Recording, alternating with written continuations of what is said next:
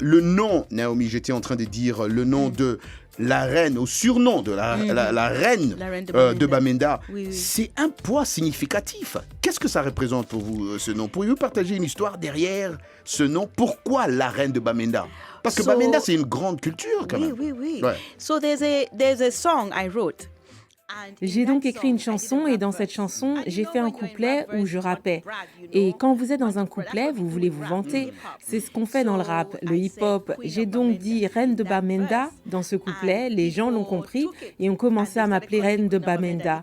C'était tellement fort, c'était tellement puissant dans le couplet qu'ils ont dit wow, ils ont commencé à m'appeler Reine de Bamenda. Et personne n'avait le titre, personne ne l'avait revendiqué. Alors j'ai dit d'accord, allons-y.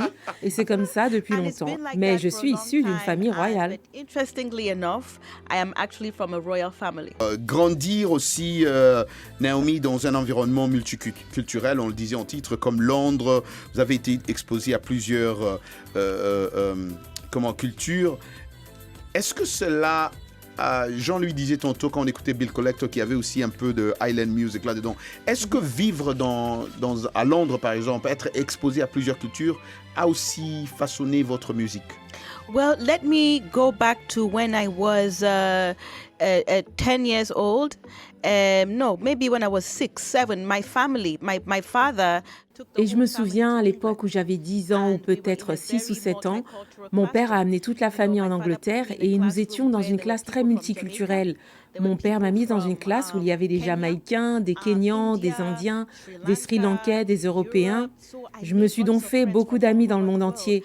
Et puis j'allais au carnaval de Notting Hill.